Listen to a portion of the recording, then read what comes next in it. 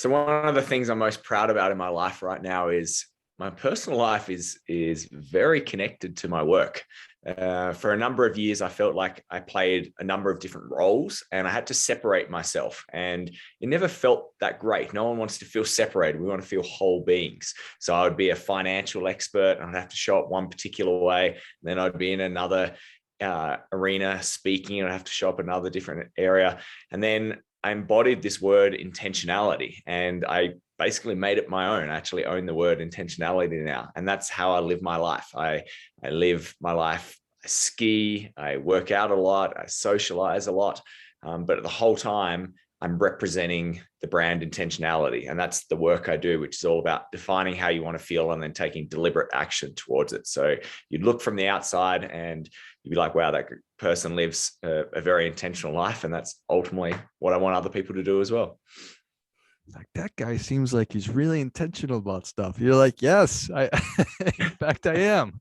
Exactly. And whether it's people will stay over my house and they'll see that I'll wake up and I have a very intentional morning. I meditate and I breathe and I do movement, and then I'll ski and then I do some work, and then they'll also see me if I'm partying. It's also in an intentional way. Like, it's not just a haphazard relationship. Everything I do, I really think about it and I go, is this adding to my life or is it subtracting?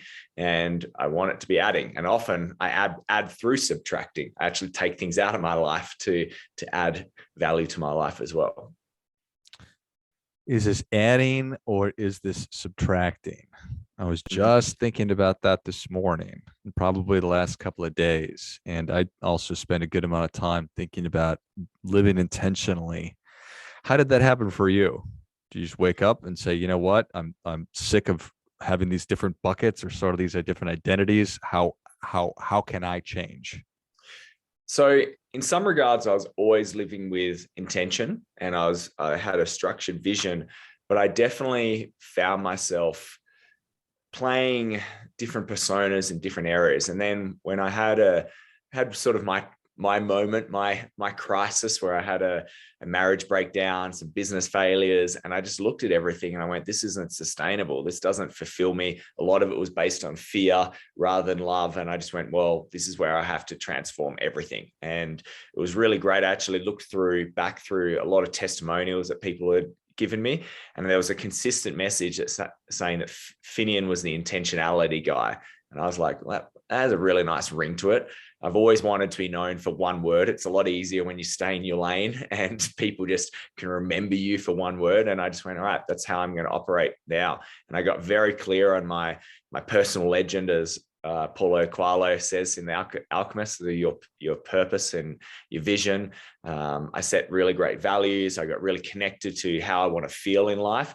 And then I just evaluated everything in my life and just said, is this in line with this? Am I staying in my lane or not?